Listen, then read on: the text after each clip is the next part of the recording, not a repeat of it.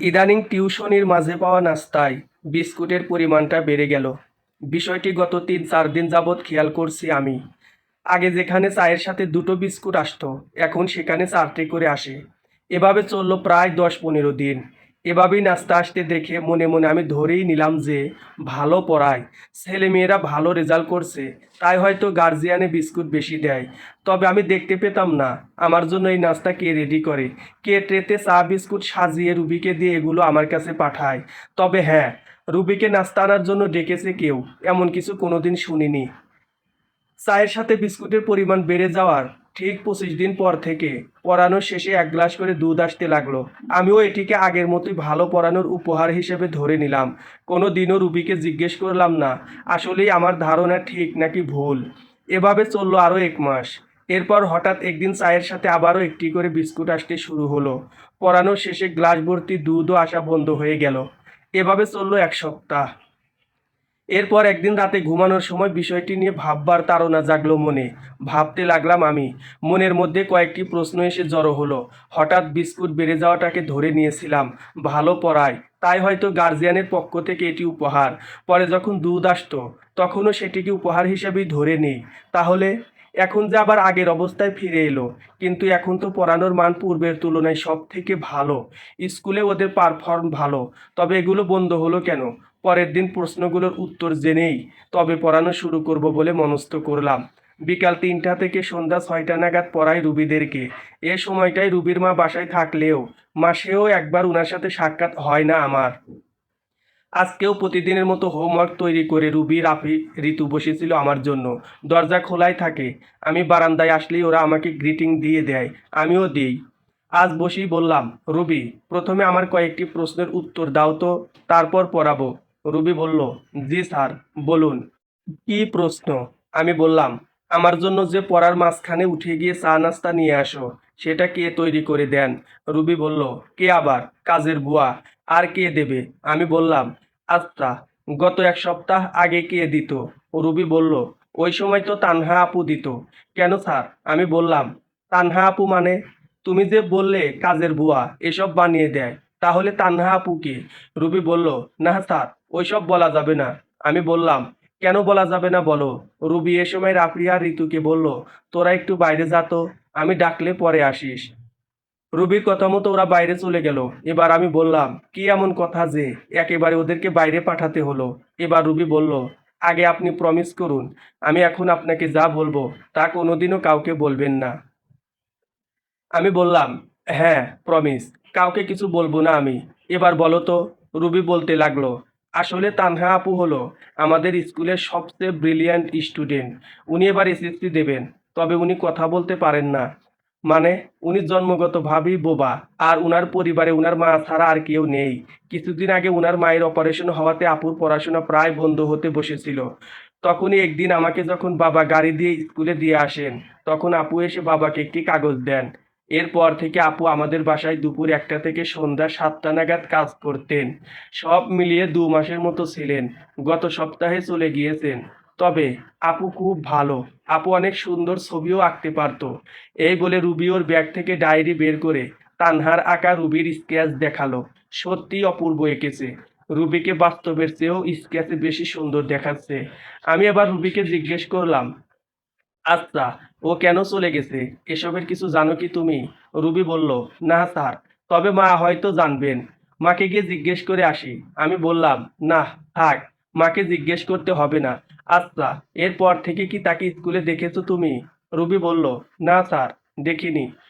আমি বললাম, তোমার কাছে কি তার কোনো ছবি আছে? রুবি বলল, না স্যার, ছবি নেই। আমি আর কিছু বললাম না। ওদেরকে পড়ানো শেষ করে চলে আসলাম বাসায়। রাতে ঘুমানোর অনেক চেষ্টা করেও ঘুমাতে পারছিলাম না আমি। কল্পনায় ওর চেহারাটা দেখার বৃথায় প্রয়াস করে যাচ্ছি। ওকে তো কোনোদিন দেখেইনি আমি। আর যদি দেখেও থাকি, জানতাম তো না যে সেই তানহা। একজন অজানা অচেনা অপরিচিতা মেয়ের জন্য মনের মধ্যে কেমন যেন হাহাকার শুরু হয়ে গেল আমার। ভিতরে প্রচণ্ড তাড়া অনুভূত হতে লাগলো। ওর পরিচয়, ওর ঠিকানা, যেভাবেই হোক আমাকে খুঁজে বের করতেই হবে। আমাকে জানতেই হবে কেন মেয়েটি এরকম করেছিল। আবার ভাবতে লাগলাম, মেয়েটি কি তাহলে আমায় ভালোবেসে ফেলেছিল? না না, এসব কি ভাবছি আমি? চেনা নেই জানা নেই, একজন অপরিচিতা মেয়ে আমাকে কি করে ভালোবেসে ফেলবে। নিজেকে নিজে সান্ত্বনা দিলাম। এভাবেই কখন যে দু চোখে ঘুম নেমে এলো, টেরও পেলাম না। ভার্সিটিতে গেলাম না আজ, চলে আসলাম রুবিদের স্কুলে। অফিসে গিয়ে কেরানিকে পেলাম না। একজনকে জিজ্ঞেস করাই বলল ওয়াশরুমে গেছে। গেলাম ওদিকটায়। ওয়াশরুম থেকে ধোঁয়া বেরুতে দেখে বুঝতে বাকি রইল না তাকে কি করে হাত করতে হবে। বাইরে চলে এলাম। এখানে আবার স্কুলের আশেপাশে কোথাও সিগারেট বিক্রি হয় না। এটি ভালো একটা দিক।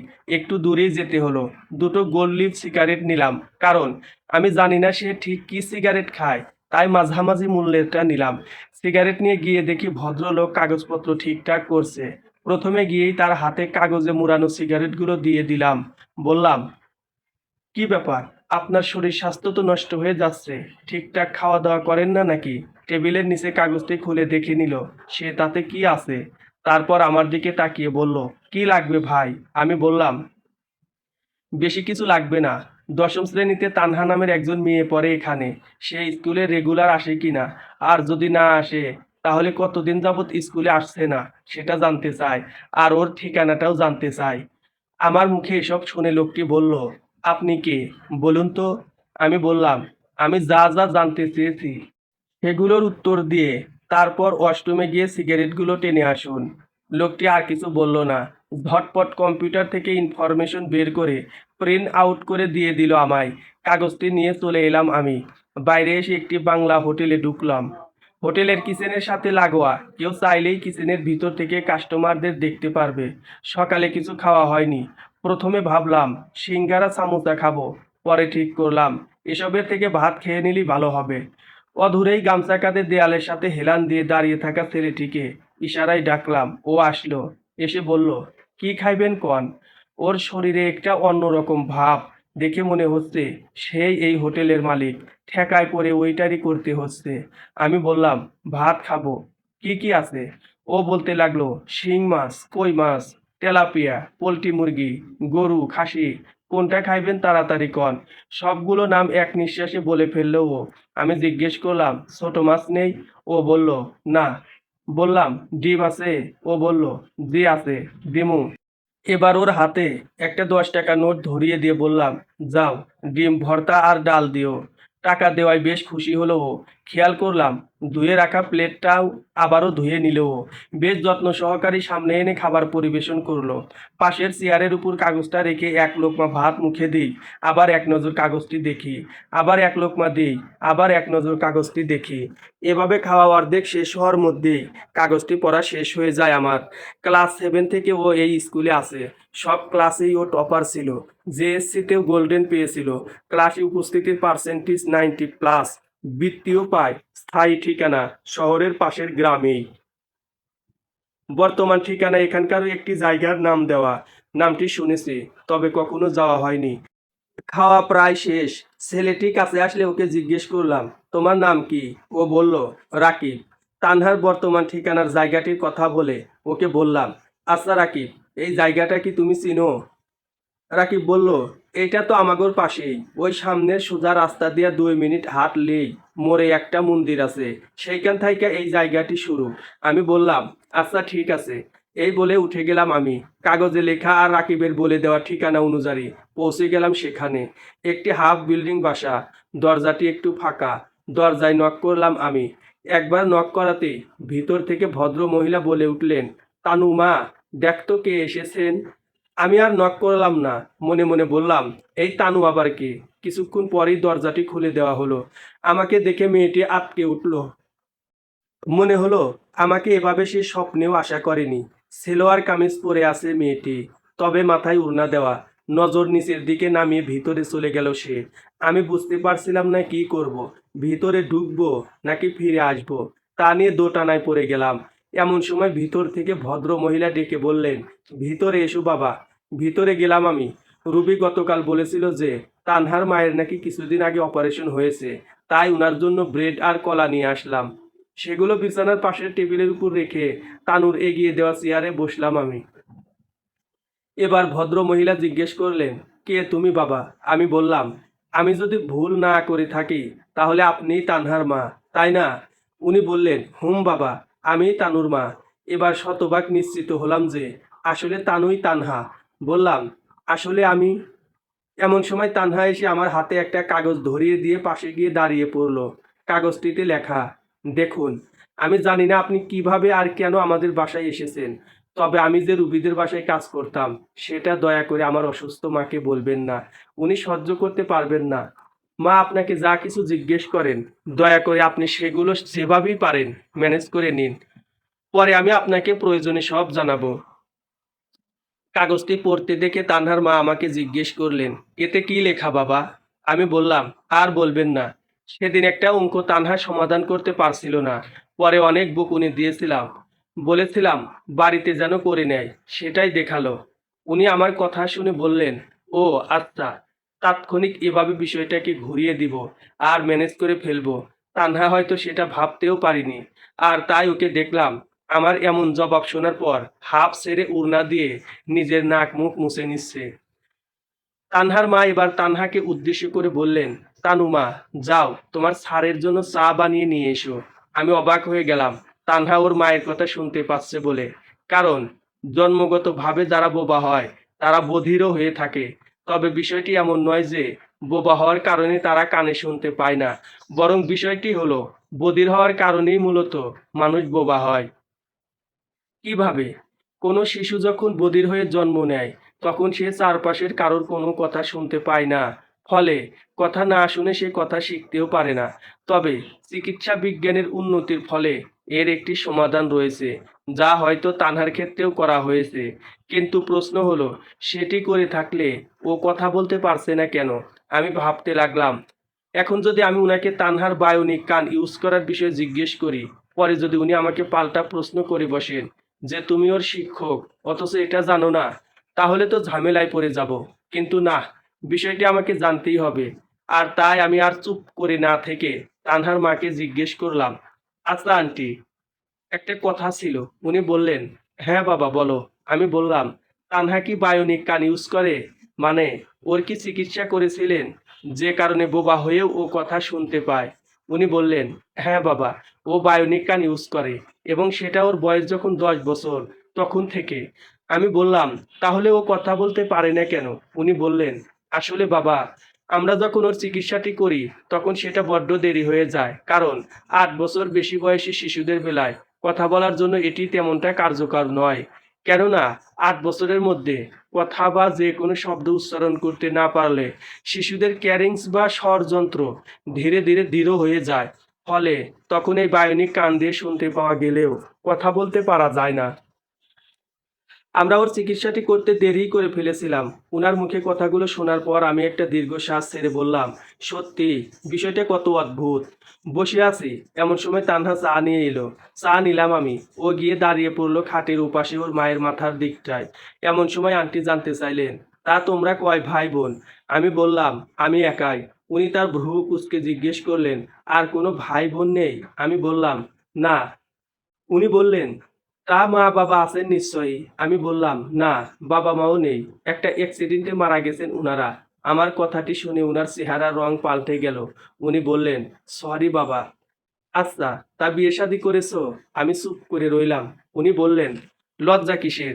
বিয়ে শাদী করে থাকলে বলো, আর না করে থাকলে তো আমাদেরই তোমার বউ খুঁজে বের করতে হবে, তাই না? উনার কথার কোনো অর্থ বোধগম্য হলো না আমার। এত তাড়াতাড়ি তিনি আমাকে কি করে এতটা আপন করে নিতে পারেন? তবুও আমি বলে ফেললাম, না আন্টি, এখনই বিয়ে করার কোনো চিন্তা নেই। সবেমাত্র পড়াশোনা করছি। চাকরি হোক, তারপর এসব নিয়ে ভাববো। উনি বললেন, তুমি না শিক্ষকতা করো, এটা কি চাকরি নয়? আমি বললাম, এটি আমি পার্ট টাইম হিসেবে করি, পার্মানেন্ট জব নয় এটি। উনি আমার কথা শুনে একটা দীর্ঘশ্বাস ফেললেন। তারপর বললেন, আমার বোনের একটা মেয়ে আছে, আগামীতে এইচএসসি দেবে। দেখতে শুনতে মাশাল্লাহ ভালো। ওরা ভাবছিল ভালো ছেলে পাওয়া গেলে বিয়ে দিয়ে দেবে। আর তোমাকেও আমার বেশ পছন্দ হয়েছে, তাই বলেছিলাম আর কি। কিছু মনে করো না বাবা, নিজের মনে করে বলেছি। আমি একগাল হেসে দিয়ে বললাম, না আন্টি, কি যে বলেন, মনে করার কি আছে? ওনার সাথে কথা বলে মনে হলো উনি এডুকেটেড, বেশ সুন্দর আর গুছিয়ে কথা বলতে পারেন। এবার আমি বললাম, আন্টি, এখন আমাকে যেতে হবে, হাতে কাজ আছে কিছু। উনি বললেন, কিছুক্ষণ বসো। লাঞ্চের টাইম তো হয়েই যাচ্ছে, লাঞ্চটা করে যাও। আমি বললাম, না আন্টি, আরেকদিন এসে পেট ভরে খেয়ে যাব, আজ আসি। উনি আর জোর করলেন না, হাসি মুখে আমাকে বিদায় দিয়ে দিলেন। বেরিয়ে আসবো এমন সময় কেন যেন মনে হলো পিছন থেকে তানহা ডাকছে আমায়। আমি দাঁড়িয়ে পড়লাম। হ্যাঁ, ফিরে দেখি তানহা বারান্দায় দাঁড়িয়ে আছে। ওর চোখ মুখই বলে দিচ্ছিল যে ও আমাকে কিছু বলতে চাইছে। আমি ফিরে গেলাম ওর কাছে। বাইরে থেকে গ্রিলে হাত রেখে বললাম, আমার মনের মধ্যে তোমাকে নিয়ে অনেকগুলো প্রশ্ন তাড়া করে বেড়াচ্ছে, যেগুলোর উত্তর জানা আমার খুবই জরুরি। আমার মন বলছে সেটা এতক্ষণে তুমিও বুঝতে পেরে গেছো। কবে আমার মনের সকল সংশয় দূর করে দেবে তুমি? ওর চোখ দুটো টলমল করছে। কিন্তু কিসের জন্য? মেয়েরা তো এত সহজে কাঁদে না। আমি ওর কি হই যে আমার জন্য ওর চোখের তীরে জলেরা এসে এভাবে আছড়ে পড়ছে? আমার ধারণাই কি ভুল? ও কি আসলে আমাকে কোনোভাবে ভালোবেসে ফেলেছে, নাকি এরও পিছনে আরো কোন রহস্য বিদ্যমান? আমার দিকে অপলক দৃষ্টিতে তাকিয়ে আছে ও। এমন চোখ এর আগে কখনো দেখিনি আমি। কি আছে এই চোখ দুটোতে? মনে হলো নিজেকে হারিয়ে ফেললাম কোথাও। এমন সময় তানহা চলে গেল আমার সামনে থেকে। ইশারায় বলে গেল, একটু দাঁড়ান, আমি আসছি। প্রায় 10 মিনিট পর ও আসলো, হাতে একটি কাগজ। আমার দিকে কাগজটি বাড়িয়ে দিল ও। কাগজটি নিলাম আমি। উপরের ভাঁজে লেখা, এখন চলে যান। আমি এতে কিছু লিখে দিয়েছি। আমি চলে আসার জন্য হাঁটা শুরু করলাম। মনে হচ্ছিল কোনো অদৃশ্য শক্তি আমাকে পিছন থেকে টেনে ধরেছে। আমি হাঁটতে পারছিলাম না। কিছু দূর এসে ফিরে তাকালাম ওর দিকে। ওড়না দিয়ে ও চোখ মুছছে। আর দাঁড়ালাম না, চলে এলাম আমি। দুপুর হয়ে গেছে। ওই হোটেলটায় ঢুকলাম আবার। আমাকে ঢুকতে দেখে রাকিব এগিয়ে এসে একগাল হাসি দিয়ে বলল, স্যার, পাইছিলেন ওই ঠিকানা? আমি অনেকটা জোর করেই একটু হাসি দিলাম। বললাম, হোম পেয়েছিলাম, চলো ভাত খাবো। এবার ও আমাকে একটা কেবিন রুমে নিয়ে গেল, যেখানে সাধারণত ক্যাপলরা বসে। আমি বললাম, কিরে, আমাকে এখানে নিয়ে আসলি কেন? ও বলল, এই রুমে এসি আছে স্যার, আপনি এইখানেই বসেন। আর কি কি খাইবেন সেটা বলেন।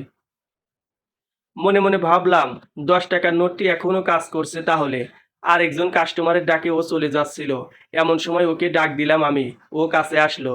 আরও একটি 10 টাকার নোট ধরিয়ে দিয়ে বললাম, তুই মিনিট 10 পরে আসিস, আমি একটু কাজ করব। ও বলল, ঠিক আছে স্যার, আপনি কাজ করেন, আমারে বইলেন যখন যা লাগবে। এই বলে ও 10 টাকার নোটটি পকেটে ভরে হাসতে হাসতে চলে গেল। আমি এবার তানহার দেওয়া কাগজটির ভাঁজগুলো খুলতে লাগলাম। ভাঁজটিও করেছে অত্যন্ত যত্ন সহকারে। লেখাগুলো দারুণ সুন্দর। গুট গুট অক্ষরে লেখা। পড়তে শুরু করলাম আমি। সালাম নিবেন, কি করে শুরু করব বুঝে উঠতে পারছি না। আমি কত বড় অভাগী দেখুন। আপনি আমাদের বাসায় আসলেন, বসলেন, অথচ আমি আপনার সাথে মুখ ফুটে দুটো কথা পর্যন্ত বলতে পারলাম না। সবই আসলে ভাগ্য। আমি জানি আপনি কেন আমার খোঁজ করে আমার বাসা পর্যন্ত চলে এসেছেন। আর এটি আমার বিশ্বাস ছিল আপনি আসবেন। আমি কোনো কিছু ঘুরিয়ে পেঁচিয়ে বলতে পছন্দ করি না। রুবিদের বাসায় একদিন আপনার একটি কাজ দেখেই আপনার প্রতি আমার দুর্বলতা তৈরি হয়ে যায়। আমি তখন বাসার ছাদে ছিলাম। রুবির ফুফাতো বোন, যে কিনা আমেরিকা থেকে বেড়াতে এসেছিল, সে তখন গার্ডেনে শর্ট ড্রেস পরে হাঁটছিল। আমি দেখেছিলাম, গেট খুলে ভিতরে আসতেই প্রথমে তার দিকে আপনার নজর পড়ে। এটি স্বাভাবিক বিষয়, কিন্তু পরক্ষণেই আপনি নিজের দৃষ্টি ফিরিয়ে নেন। চাইলেই আপনি ওর অর্থনগ্ন দেহের সৌন্দর্য উপভোগ করতে পারতেন, অথচ করেননি। কেন জানি না সেদিনের পর থেকে আপনাকে ছাড়া আমি আর কিছু ভাবতে পারি না। স্বপ্ন বুনতে শুরু করলাম আপনাকে নিয়ে। জানি না এই স্বপ্ন আমাকে কোথায় নিয়ে যাবে। জানি না এর শেষটা বেদনার হবে নাকি মধুর। তবে আমি আমার এই বেদনা বিধুর জীবনের সাথে আপনার আর সম্ভাবনার জীবনকে কল্পনা করে কখনো কখনো আটকে উঠি। সামলাই নিজেকে। আমি সব কিছুর জন্য ক্ষমা চাইছি। আমি আপনার সামনে কখনো আসবো না আর। ভালো থাকবেন, নিজের খেয়াল রাখবেন, সাবধানে থাকবেন, তানহা। লেখাটি পড়ার পর মনের অজান্তেই দু ফোঁটা অশ্রু গড়িয়ে পড়ল আমার। চোখের পানিও বোধহয় মনের ভাষা বুঝতে পারে। যেখানে তানহা নামটি লেখা সেখানেই পানিটা পড়ল। আমি ডাকলাম রাকিবকে। ও আসলো। বললাম, একটা চা নিয়ে আয় তো। ও চলে গেল চা আনতে। আমি বসে রইলাম। ভাবতে লাগলাম, মানুষের জীবনটা কতই না অদ্ভুত। তানহাকে নিয়ে যতই ভাবছি ততই অবাক হয়ে যাচ্ছি। কত প্রখর ওর চিন্তাধারা। কোত্থেকে আমাকে ও জাজ করলো, এসব ভাবছি। এমন সময় রাকিব চা নিয়ে চলে আসলো। সামনে চা রেখে ও বলল, স্যার, ভাত খাইবেন না? আমি বললাম, ভালো লাগছে না রে, চাটা খেয়ে নেই, পরে বলছি তোকে। ও বলল, আচ্ছা থাক, ডাক দিয়েন আমারে। এই বলে ও চলে গেল। তানহার কথা ভাবতে ভাবতে চায়ে চুমুক দিলাম আমি। জিভে স্পর্শ পাওয়া মাত্রই আটকে উঠলাম। এরকম চা তো তানহা বানায়। চায়ের স্বাদটা তো অন্তত সেটাই বলছে। না না, এটা কি করে পসিবল? এখানে তানহা কোত্থেকে আসবে?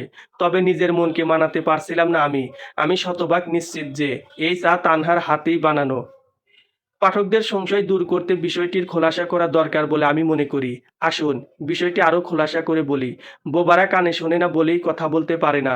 আর তাদের কানে শোনার ব্যাপারটি সারছে ইলেকট্রনিক্স কান, যার বৈজ্ঞানিক নাম হচ্ছে বায়োনিক কান।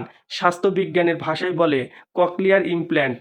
এটি এমন এক ধরনের প্রযুক্তি যার মাধ্যমে সরাসরি অন্তর্কর্ণের ককলিয়ার নার্ভে শব্দ সংকেত পাঠিয়ে অতি গুরুতর শ্রবণ প্রতিবন্ধীরাও, বিশেষত হিয়ারিং এইড যাদের কোনো কাজেই আসে না, তাদের সফলভাবে শব্দ যোগাযোগ স্থাপন করতে পারে। জন্মগত ত্রুটি, রোগ অথবা দুর্ঘটনাজনিত কারণে স্থায়ীভাবে ক্ষতিগ্রস্ত বহির্কর্ণ এবং মধ্যকর্ণ সম্পূর্ণ শ্রবণ প্রতিবন্ধী ব্যক্তিরা কানের বাইরে দিয়েই এ যন্ত্রের মাধ্যমে শ্রবণক্ষম হতে পারে। না, এই চা তানহার হাতেই বানানো। ভাবতে ভাবতে উঠে গেলাম আমি। কেবিন থেকে বেরিয়ে রাকিবকে ডাক দিলাম। ও আসলো আমার কাছে। এসে বলল, কি হয়েছে স্যার, চায়ে কি চিনি হয় নাই? আমি বললাম, এই চা কে বানিয়েছে রাকিব? ও বলল, কেন স্যার, চাটা কি স্বাদ হয় নাই? আমি বললাম, কে বানিয়েছে সেটা বলো। ও বলল, ভিতরে চা কেডাই বানাইছে? আমি তো দেহি নাই, খারান যাই না আইতাছি। আমি বললাম, আচ্ছা তাড়াতাড়ি যাও। ও চলে গেল। আমি এবার কেবিনের ভিতরে ঢুকে পায়চারি করছি। আমার দৃঢ় বিশ্বাস এটা তানহার হাতেই বানানো চা। ও আসলো। জিজ্ঞেস করলাম, জানতে পেরেছো কে বানিয়েছে? ও বলল, একজন মাইয়া লোক বানাইছে। মাইয়াটাই 1 সপ্তাহ হইছে কাজে ঢুকছে। নয়া তো, তাই ভালো কইরা হয়তো চা বানাইতে পারে নাই। দেন স্যার, কাপটা দেন। আপনার লাইগা নতুন করে স্পেশাল চা বানাইয়া নিয়ে আসতাছি। মনে মনে প্রচন্ড রাগ হলাম আমি, কিন্তু রাকিবের কোনো দোষ নেই। ওকে বলিনি যে কে চা বানিয়েছিল তার সবকিছু জেনে আসতে। কিন্তু কোনো একজন মেয়ে লোক চাটি বানিয়েছে, এটুকু তথ্য আমার জন্য যথেষ্ট নয়। এবার ওকে বললাম, আরে বোকা, চায়ের স্বাদ অতুলনীয়। আমি কি বলেছি নাকি যে চা ভালো হয়নি? যে এই চা বানিয়েছে তার নাম সহ জেনে এসো, আমি তাকে পুরস্কার দেব। এবার আমার কথা শুনে রাকিব বলে উঠল, হাসা কইতাছেন স্যার? তাইলে আমি যে দৌড়াদৌড়ি করতাছি, আমারে কি কিছু দিবেন না? আমি হেসে উঠলাম ওর কথা শুনে। বললাম, হুম, দেব না কেন, তোমাকেও টিপস দেব। যাও, এবার যে চা বানিয়েছিল তার সব তথ্য নিয়ে এসো। ও চলে গেল।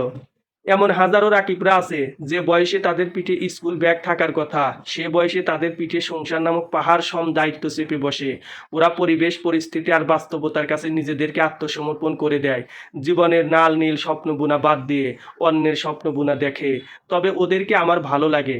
কেন ভালো লাগে জানেন? ওরা চুরি করে নয়, বরং কাজ করে পেট আর সংসার চালায়। আমি ওদেরকে সেলুট জানাই। কিছুক্ষণ পরেই রাকিব ফিরে আসলো। ও কাছে আসতেই আমি বললাম, জানতে পেরেছো কিছু? ও বলতে লাগলো, জি স্যার, যিনি চা বানাইছেন উনার নাম তানহা। কথা বলতে পারেন না উনি, সব সময় কানের মধ্যে কি জানি একটা লাগাইয়া রাখেন। তবে একটা কথা কি জানেন স্যার? বললাম, কি কথা? ও বলল, উনি আসার পর থাইকা আমাগোর রেস্টুরেন্টের কাস্টমার বাইরে গেছে। উনি খুব ভালো রান্না করতে পারেন। রাকিবের মুখে সব কথা শোনার পর কেন জানি না ছোট বাচ্চাদের মতো আমি কাঁদতে শুরু করলাম। ও আমাকে কাঁদতে দেখে জিজ্ঞেস করলো, আরে স্যার কান্দেন কেন? আমি ওকে বললাম, তুমি বুঝবে না এসব। আমি একটা কাগজে কিছু লিখে দেব, সেটা তুমি উনাকে গিয়ে দিয়ে আসতে পারবা? ও বলল, পারুম স্যার, কি দিবেন দেন। আমি আবার ওই কেবিনে চলে আসলাম। বসে লিখতে শুরু করলাম, তানহা, আমি জানি না কিসের টানে আর কিসের মায়ায় নিয়তি আমাদের দুজনকে মুখোমুখি করেছে। আমি জানি জীবনের নির্মম বাস্তবতা আর বেঁচে থাকার তাগিদ তোমাকে এখানে আসতে বাধ্য করেছে। এটাকে আমি দোষের কিছু বলি না। তবে তোমাকে শুধু একটি কথাই বলবো, যদি আমাকে কখনো ভালোবেসে থাকো তাহলে এখান থেকে বেরিয়ে এসো। তোমাকে সাথে নিয়ে তোমাদের বাসায় যাব আমি। কথা বলবো তোমার মায়ের সাথে। এটা তোমার কাছে আমার অনুরোধ। রিয়াদ। এটুকু লিখে ভাঁজ করে কাগজটা রাকিবকে দিয়ে পাঠিয়ে দিলাম। আমি অপেক্ষা করতে লাগলাম ওর জন্য। প্রায় 20 মিনিট পর ও বাইরে এলো। আমাকে দেখে কিছু বলল না আর সোজা চলে গেল ক্যাশিয়ারের কাছে। একটা কাগজে কি যেন লিখে সেটা ক্যাশিয়ারের হাতে দিল। ক্যাশিয়ার কিছুক্ষণ চুপ করে থেকে কোথাও ফোন দিল। আমি দূরেই দাঁড়িয়ে রইলাম। ফোনে কথা বলার পর ওর হাতে ক্যাশিয়ার কিছু টাকা ধরিয়ে দিল। একটা মুচকি হাসিও দিল সে, যার অর্থ ছিল, আচ্ছা আসুন, আবার যদি কাজে আসতে চান আসতে পারেন। হাসির ধরন আর তানহার মুভমেন্ট দেখে আমার অন্তত তাই মনে হলো, এটা অদৃশ্যের জ্ঞান নয়, কেবলই একটি ধারণা মাত্র। যা ভুল বা সঠিক যা কিছুই হতে পারে। এবার তানহা আমার দিকে তাকালো। চোখের ভাষা বুঝে ফেললাম ওর। আমাকে বলল, চলে আসুন। আমি বিদায় নিয়ে নিয়েছি।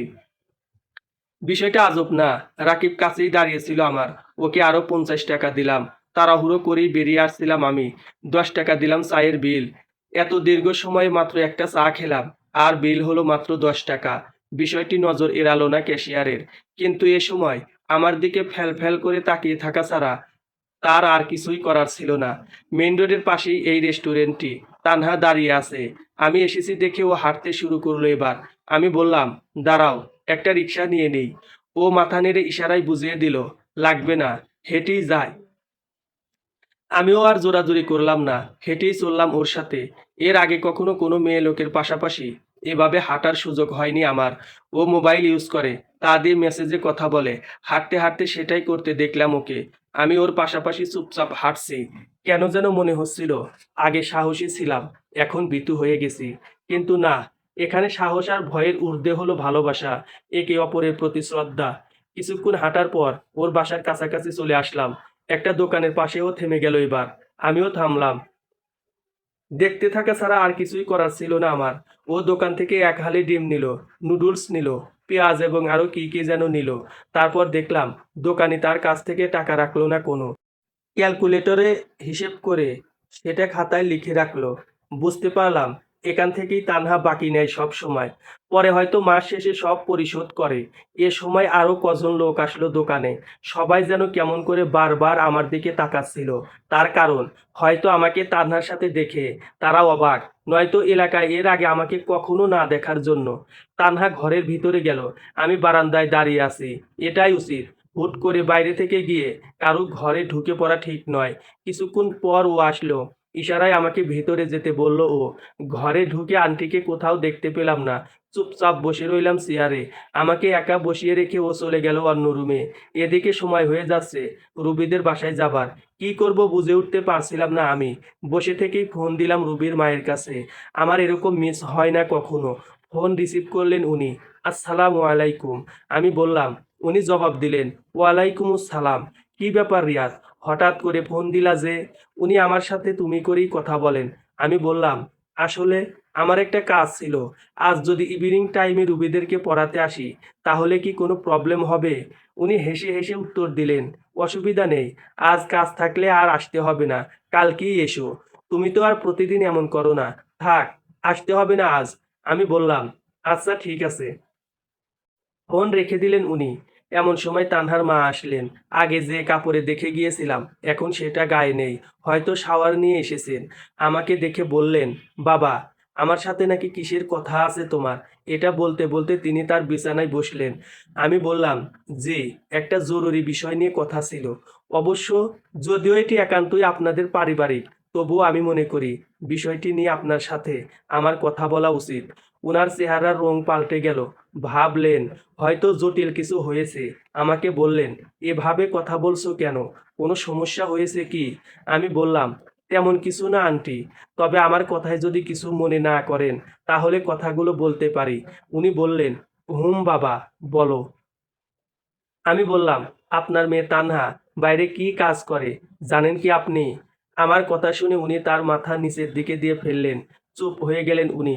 কিছুক্ষণ চুপ থাকার পর বললেন, দেখো বাবা, তানু আমাকে বলেছে ও নাকি কিসের একটা চাকরি পেয়েছে।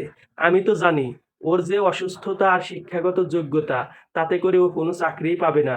তবে হ্যাঁ, আমার মেয়ে যে কোনো খারাপ পথে যাবে না সে বিশ্বাস ওর উপরে আমার আছে। এমনকি মা মেয়ে না খেয়ে মরলেও না। আমি উনার মুখে এমন কথা শুনে বাকরুদ্ধ হয়ে গেলাম। বললাম, নাহ আন্টি, ঠিক তেমন কিছু নয়। তবে হ্যাঁ, আপনি যদি চান তাহলে আমি তানহার জন্য একটা সম্বন্ধ নিয়ে আসতে পারি। এখনই ওর বিয়ে দেওয়ার দরকার নেই। যদি কাবিন করে রেখে দেন তাহলেও হবে। উনি খুব বুদ্ধিমতী মহিলা। আমাকে ধরে ফেললেন উনি। বললেন, তুমি যদি সরাসরি আর খোলামেলা কথা বলো তাহলে আমি খুশি হব। উনার কথা শুনে আমার আর বুঝতে বাকি রইল না যে ধরা খেয়ে গিয়েছি। আমি চুপ করে রইলাম। এমন সময় তানহা নুডলস নিয়ে এলো। ও আমাকে নুডলস দিবে। এমন সময় আন্টি বলে উঠলেন, তানু, নুডলস দিবা না ওকে। যেখান থেকে এনেছো সেখানে গিয়ে রেখে দাও এসব। উনার কথা শুনে তানহা অবাক হয়ে গেল, পিছনে গেল ও। এবার আমি উনার দিকে তাকালাম, বললাম, আসলে আমি চেয়েছিলাম বিষয়টি নিয়ে আমার গার্জিয়ান আপনার সাথে এসে কথা বলুক, এজন্যই আমি সরাসরি কিছু বলিনি। কথাগুলো বলে আমি আবারও নিচের দিকে চোখ নামিয়ে ফেললাম।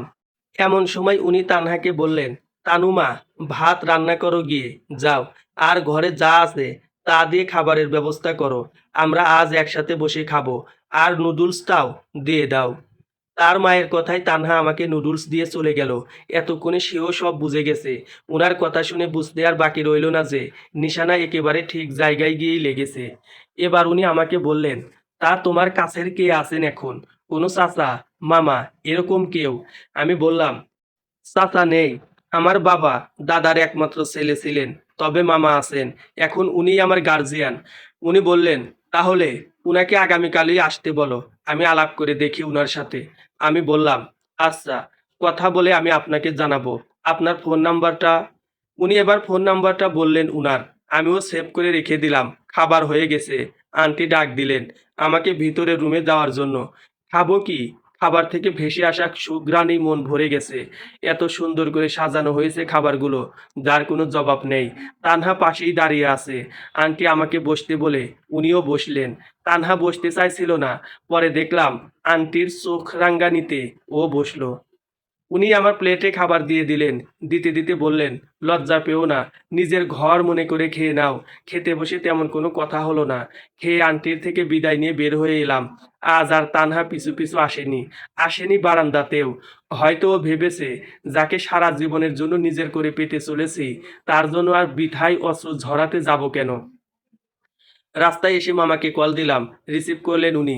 সালাম বিনিময় করার পর তিনি বললেন, রিয়াদ, আমি আজ বিকেলে কল দিতাম। ভালো হয়েছে কল দিয়েছিস। তোর মামি তো তোর সাথে যেন কিসের কথা বলবেন। এই নে, তোর মামির সাথে কথা বল। এপাশ থেকে বুঝতে পারলাম ফোনটা মামির হাতে দেওয়া হয়েছে। মামি ধরলেন ফোনটা। তার সাথেও সালাম বিনিময় করে ভালো মন্দ জিজ্ঞেস করলাম। এবার মামি বললেন, আমি বলতে পারবো না। এই নাও, তোমার নানের সাথে কথা বলো। নানু ফোনটা ধরলেন এবার। প্রথমেই কয়েকটা গালি দিলেন, কেন আমি তার খোঁজ খবর নেই না। তারপর বললেন, এবার তোমাকে বন্দি করার ব্যবস্থা করতেছি, পরে দেখবো নে খোঁজ খবর না নিয়ে কি করে থাকো। আমি কিছু বুঝতে পারলাম না তার কথায়। বললাম, কি সব আজগুবি কথা বলতেছো নানু? নানু এবার হাসতে হাসতে বললেন, তোমার মামা এবার তোমার শ্বশুর হতে চলেছেন। নানুর মুখে এ কথা শুনে কি যে আনন্দ লাগছিল আমার, তা বলে বোঝাতে পারবো না। মন চাইছিল রাস্তার মাঝেই নাচতে শুরু করি। আমার মামা বিয়ে করেছিলেন আমি যখন ক্লাস ওয়ানে পড়ি তখন। এরপর যখনই নানার বাড়ি যেতাম তখনই আমাকে দেখে মামি বলতেন, আমাদের জামাই চলে এসেছে। আমার মাও বলতেন, যদি মামার কোনো মেয়ে হয় তাহলে নাকি আমার সাথে বিয়ে দেবেন। কিন্তু ভাগ্যের কি নির্মম পরিহাস, দেখতে দেখতে তাদের বিয়ের এক যুগ কেটে গেলেও কোনো সন্তানের মুখ দেখার সৌভাগ্য তাদের হয়নি।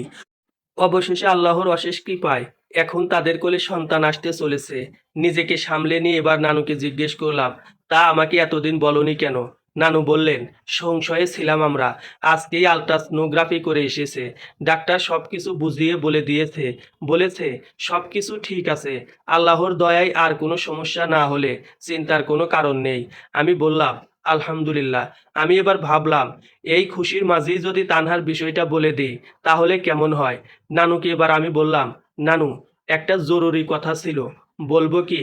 নানু বললেন, বলো কি কথা। আমি বললাম, এখানে আমি একটি মেয়েকে পছন্দ করেছি। মেয়েটি এবার এসএসসি দেবে। ওর মায়ের সাথেও কথা হয়েছে। এখন উনি আমার গার্জিয়ানের সাথে কথা বলতে চেয়েছেন। তুমি একটু বিষয়টা মামাকে বুঝিয়ে বলো না। নানু বললেন, তা মেয়ের বাবা আছেন কি? আমি বললাম, না, বাবা নেই। নানু বললেন, মেয়েটা কেমন? আমি বললাম, ভালো। নানু বললেন, মেয়েটার সাথে আমাকে কথা বলিয়ে দিতে পারবা? আমি আর কোনো উত্তর দিতে পারছিলাম না। আমার কোনো উত্তর না পেয়ে নানু জিজ্ঞেস করলেন, রিয়াদ, কি হয়েছে তোমার? কথা বলছো না যে? আমি বললাম, নানু, একটা কথা তোমাকে বলা হয়নি। নানু বললেন, কি কথা? আমি বললাম, নানু, মেয়েটি আসলে। এই বলে থেমে গেলাম আমি। নানু এবার ক্ষেপে গেলেন। ধমক দিয়ে আমাকে বললেন, মেয়েটি আসলে কি? আমি বললাম, মেয়েটি আসলে কথা বলতে পারে না। নানু বললেন, কথা বলতে পারে না মানে কি? আমি বললাম, কথা বলতে পারে না মানে কোনো কথাই বলতে পারে না। মেয়েটা বোবা। আমার কথা শুনে নানু বললেন, মেয়েটি না হয় বোবা, তুমিও কি বোবা? আমি একটু নিচু স্বরে বললাম, না। এবার নানু বললেন, মেয়েটি বোবা হোক আর যাই হোক, বিয়ে করবে তুমি। তোমার যদি তাকে পছন্দ হয়, তাকে নিয়ে সংসার করতে যদি তোমার কোনো আপত্তি না থাকে, তাহলে এত আমতা আমতা করছো কেন? কথাগুলো বেশ জোরেই বলল নানু। এমন সময় শুনতে পেলাম ওপাশে মামা জিজ্ঞেস করছেন, কে বোবা আর কি হয়েছে? আমাকে লাইনে রেখেই নানু মামাকে বলে ফেললেন, এই যে তোর ভাগিনা একটি মেয়েকে পছন্দ করেছে, মেয়ের মায়ের সাথে কথাও বলেছে, উনিও রাজি। এখন মেয়েটি বোবা বলে রিয়াদ সাহস পাচ্ছে না তোকে কিছু বলতে। এরকম বোকা কি হয় কেউ বলতো? বিয়ে করবে সে, বউকে নিয়ে থাকবেও সে। আমাদের কাজ তো যতদিন বেঁচে আছি ওদেরকে ছায়া দিয়ে রাখা। এটা নিয়ে ভয় পাবার কি আছে বল? নানু তো মামার কাছে পারমিশন চাইলো না, বরং মনে হলো আমেরিকা কর্তৃক জাপানের হিরোশিমায় পারমাণবিক বোমা ফেলার মতো করে সবগুলো কথা মামার মগজে ঢুকিয়ে দিল। ওপাশ থেকে মামার আর কোনো কথা শোনা গেল না। এবার আমি নানুকে বললাম, নানু, ও নানু, কি হবে এখন? নানু বলল, কি আর হবে, শোনোনি? তোমার মামাকে সবকিছু কি করে বলে দিলাম। আমি তোমার মামাকে কালই পাঠাচ্ছি, তুমি নিশ্চিন্ত থেকো। নানুর মুখে এমন কথা শুনে বললাম, নানু, একটা কথা বলবো? নানু বলল, হুম বলো। আমি বললাম, তুমি আসলেই আমার নানু। এবার নানু আমার কথা শুনে হেসে উঠলেন, বললেন, কি করে কি হবে না হবে সব কিছু কাল শেষ করে ফেলো, আর পরের বাকি সব আল্লাহ যদি আমাকে আর কিছুদিন হায়াত দেন তাহলে সেটা ঠিক করে দেবনে। আমি বললাম, আচ্ছা ঠিক আছে নানু, রাখছি তাহলে। নানু বললেন, আচ্ছা। ফোনটা রেখে দিলাম। এবার চলে এলাম বাসায়। আজ কেমন যেন অন্যরকম অনুভূতি হচ্ছে, সবকিছুই ভালো লাগছে আজ। আয়নার সামনে দাঁড়িয়ে আগে কখনো নিজেকে দেখিনি। দেখিনি মাথার চুলগুলো কিভাবে থাকলে আমাকে ভালো দেখায়। দেখিনি হাসির সময় ঠোঁট নড়চড় করলে ভালো লাগে নাকি নড়চড় না করলে। হাঁটলে আমাকে কেমন দেখায় তা নিয়েও এর আগে কোনোদিন গবেষণা করিনি। আজ এসব করতে মন চাইছে। উঠে গিয়ে এবার আয়নার সামনে দাঁড়ালাম। না, চুলগুলো আরেকটু ছোট করে রাখলে ভদ্র দেখাবে। হাসিটা তো দেখছি ঠিকই আছে। আরে বাহ, আমার হাসি যে এত সুন্দর আগে তো কোনোদিন খেয়ালই করিনি। না, তানহা ছাড়া আর কারোর সামনে এমন হাসি ভুলেও দেওয়া যাবে না। আজব তো, আয়নার সামনে থেকে নিজেকে সরাতেই পারছি না। একবার চুল দেখি, একবার মুচকি হাসি দিই, একবার দাঁতের কিছু অংশ বের করে হাসি, একবার হেঁটে দেখি কেমন দেখাচ্ছে। এসব আজব আজব কাজ করেই চলেছে আমি। এমন সময় কল আসলো একটা। ফোনটা বিছানায় রাখা, হাতে নিয়ে দেখি মামা কল দিয়েছেন। আমি রিসিভ করলাম। আসসালামু আলাইকুম। ওয়ালাইকুম আসসালাম। কি করছিস এখন? এই তো মামা শুয়ে আছি। আয়নার সামনে কতক্ষণ দাঁড়িয়েছিলি? মামার কথা শুনে অবাক হয়ে গেলাম আমি। আমতা আমতা করে বললাম, না মানে মামা। এবার মামা বললেন, হয় রে হয়, এমন হয়। তোর মামিকে দেখে আসার পর তো আমি দরজা লাগিয়ে আয়নার সামনে 2 ঘন্টা যাবৎ নিজের স্টাইল ঠিক করেছিলাম। তুই তো আমারই ভাগিনা, তা করবি না সেটা কি হয় নাকি? শোন, তুই তো আবার টিউশনি করিস, সময় করে আমাকে ফোন দিস, চলে আসবো নে। এখন রাখছি, কাজ আছে। আমি বললাম, আচ্ছা মামা। মামা ফোন রেখে দিয়েছেন। মামা আমাকে এভাবে এসব বলবেন তা স্বপ্নেও কখনো ভাবিনি। এক লাফে গিয়ে বিছানার উপর উঠে গেলাম। শুরু করলাম নাচ। না, এটাকে নাচ বলে না। ভীমরুলে কামড়ালে যেমন মানুষের নাচে তেমন নাচ। আর এমন নাচই নাচলাম যে রাতে আমাকে মেঝেতে বিছানা করে ঘুমোতে হয়েছিল। সকাল থেকেই আজ আমি বেশ ফুরফুরে মেজাজে আছি। থাকবো নাই বা কেন? আজকেই যে তানহার সাথে আমার বিয়ের আলাপ পাকাপাকি হতে চলেছে। দুপুরে আসলাম রুবিদের বাসায়। আমাকে দেখে রুবি বলল, স্যার, একটা কথা বলবো। আমি বললাম, হ্যাঁ বলো। রুবি বলল, আপনাকে দেখে না আজ জামাই জামাই লাগছে। আমি ওর কথা শুনে কিছুটা লজ্জা পেলেও মুখের হাসি দিয়ে সেটা কাটিয়ে উঠলাম। আমি রুবিকে বললাম, হয়েছে হয়েছে, স্যারের প্রশংসা করে আর পড়ায় ফাঁকি দেওয়ার ধান্দা করতে হবে না। পড়ানো শুরু করলাম ওদের, পড়াচ্ছি। এমন সময় রুবির মা আসলেন।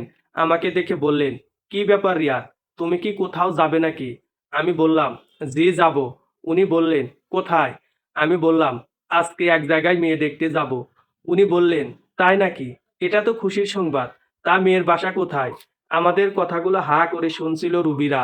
এটা দেখে রুবির মা বললেন, তোমরা এখন নিজেদের রুমে যাও, আজকে স্যারকে ছেড়ে দাও। ওরা তো মহা খুশি। ওরা চলে গেল বই খাতা নিয়ে।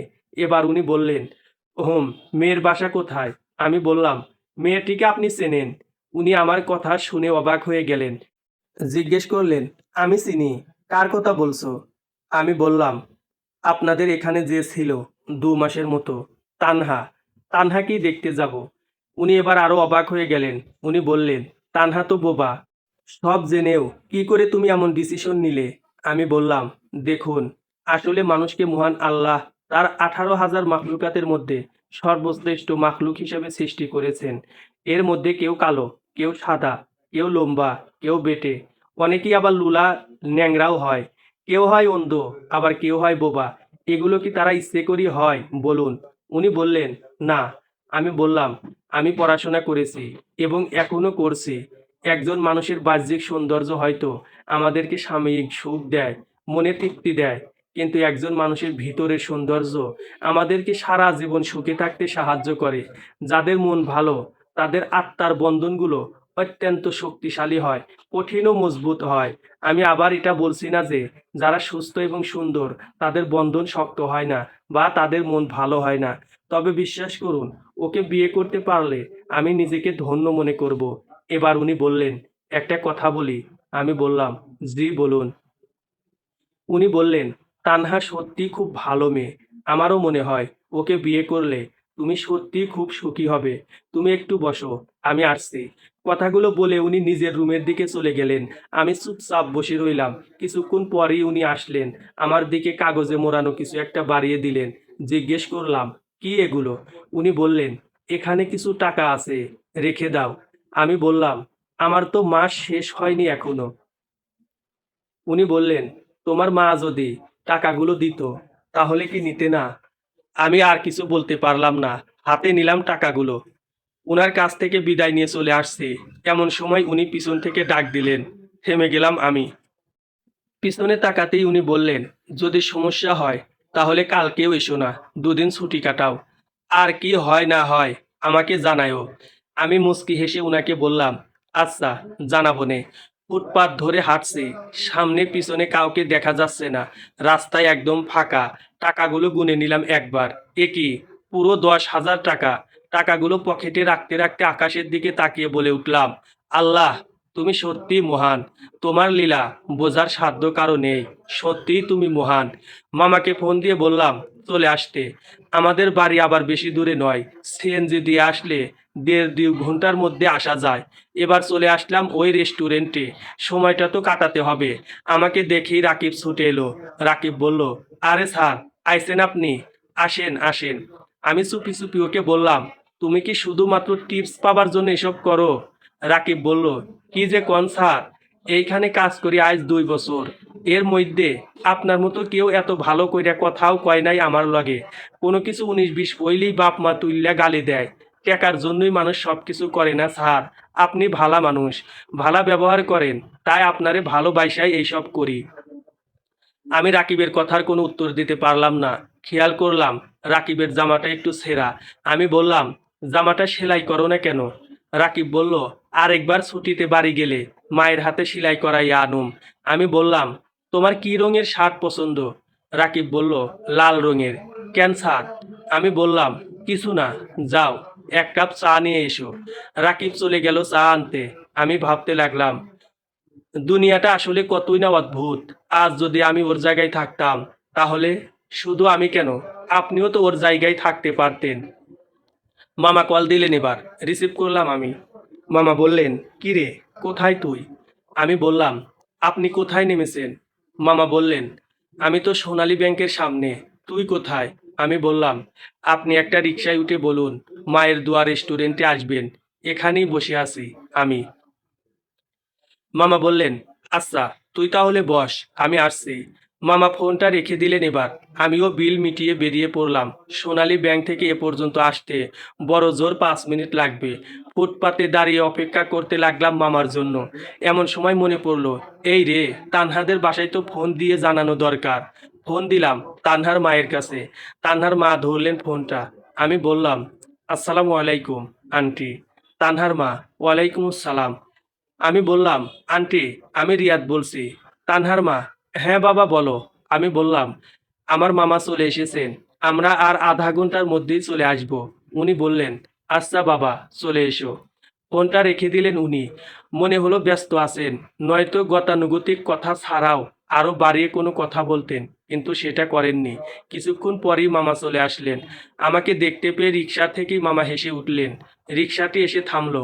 আমি ভাড়া দিতে চাইলে মামা ধমক দিয়ে উঠলেন, আর দেওয়া হলো না। তিনি ভাড়া মিটিয়ে দিতে দিতে বিড়বিড় করে বললেন, খুব বড় হয়ে গেছিস, দেখা যায়। হুম। এত বড় হওয়া কিন্তু ভালো নয়। মামার কথা শুনে কিছু বললাম না। হাঁটতেছি ফুটপাত ধরে। এমন সময় মামা জিজ্ঞেস করলেন, ভালো মিষ্টির দোকান আছে কি এদিকে? আমি বললাম, তেমন নাম করা কোনো মিষ্টির দোকান নেই, তবে সামনে একটা রেস্টুরেন্ট আছে, ওইটাই মিষ্টি পাওয়া যায়। হাঁটতে হাঁটতে এবার মামা বললেন, ওরা কি খেতে পছন্দ করে না করে কিছু জানিস কি?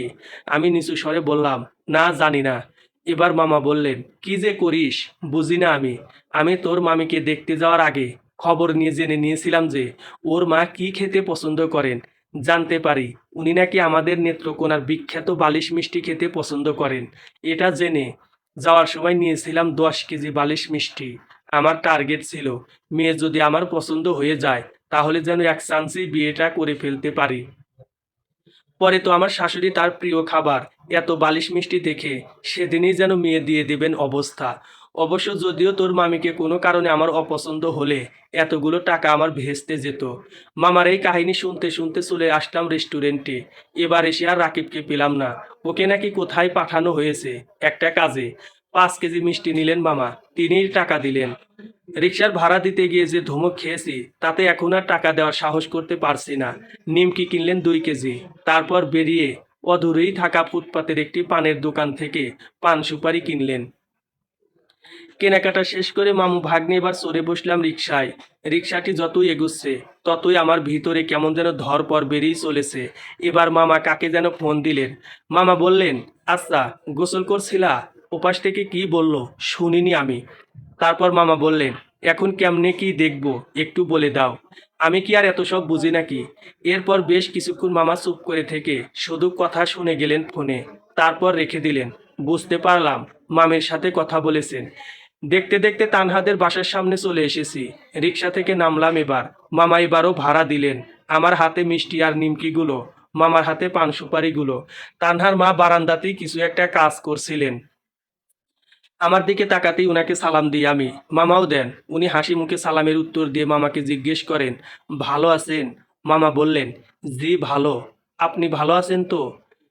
উনি বললেন, জি ভালো। আপনাদের আসতে রাস্তায় কোনো অসুবিধা হয়নি তো? ঘরের ভিতরে ঢুকতে ঢুকতে মামা বললেন, না, কোনো অসুবিধা হয়নি।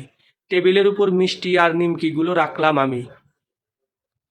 এবার তানহার মা মামাকে উদ্দেশ্য করে বললেন, একটু এদিকে আসুন। মামা যাচ্ছেন। আমি দাঁড়িয়ে রইলাম। আমাকে দাঁড়িয়ে থাকতে দেখে তিনি আমাকেও যেতে বললেন। গেলাম আমি। ঘরের কোথায় কোন রুম, কোথায় কিচেন, কোথায় ওয়াশরুম সবকিছু আমাদেরকে দেখিয়ে আনলেন। আসলে আমাদের কারোর বাড়িতে যখন কোনো মেহমান আসেন তখন আমাদের উচিত আমাদের ঘরে বা বাড়িতে কোথায় কি আছে তাদেরকে দেখিয়ে দেওয়া। নয়তো হঠাৎ করে কারোর ওয়াশরুমে যাওয়ার প্রয়োজন হলে ওয়াশরুমটা কোথায় বা কোন দিকে এসব প্রশ্ন করাটা মেহমানের কাছে বিব্রতকর লাগে। এর চেয়ে সে যদি এসেই জেনে ফেলে যে বাড়ি বা বাসার কোথায় কি আছে, তাহলে সে তার প্রয়োজন পড়লে নিজে থেকে গিয়ে প্রয়োজন মিটিয়ে নিতে পারবে। এ বিষয়ে হাকিমুল উম্মত হজরত আশরাফ আলী থানবী রহমাতুল্লাহ আলাই তার বেহেস্তে জেওর গ্রন্থে সুন্দর করে ধারণা দিয়েছেন। বইটিতে মায়েরা কিভাবে শিশু পালন করবেন, নতুন বউ কিভাবে তার শ্বশুরবাড়ির লোকজনের মন জয় করে নিতে পারবে, স্বামীর প্রতি স্ত্রীর হক, স্ত্রীর প্রতি স্বামীর হক সহ মানব জীবনের বিভিন্ন দিক নিয়ে সুন্দর ও শৃঙ্খলাভাবে সুনির্দিষ্ট ধারণা সহ সবকিছু বর্ণিত আছে। সেগুলোই মনে পড়ে গেল উনার কাজ দেখে। তানহার মাকে এসব করতে দেখে আমার কেন যেন মনে হলো উনিও হয়তো সেটাই ফলো করছেন। আমাদেরকে এবার বসতে দেওয়া হলো। আন্টি পানি এবং শরবত এনে দিলেন। সাধারণত এটাই উচিত।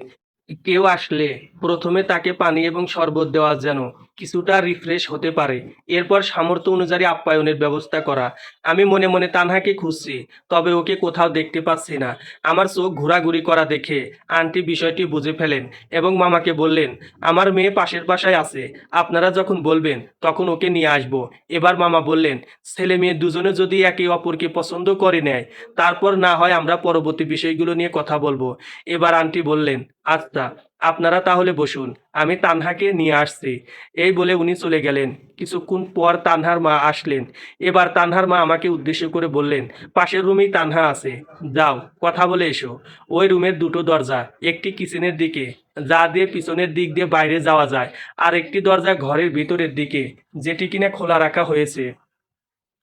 মামাকে নিয়ে যেখানে বসেছি সেখান থেকে ভিতরের দরজা দিয়ে রুমের আংশিক ভিতরের অংশ দেখা যায়। আমি গিয়ে ঢুকলাম ওই রুমে। তানহা সেলোয়ার কামিজ পরেছে। রুমটাতে ঢুকতেই গোটা শরীরে কেমন যেন একটা কম্পন অনুভূত হলো। তানহা বিছানায় বসেছে, আমি একটা চেয়ারে বসলাম। এতদিন তানহার সামনে লজ্জা লাগেনি, তবে আজ লাগছে।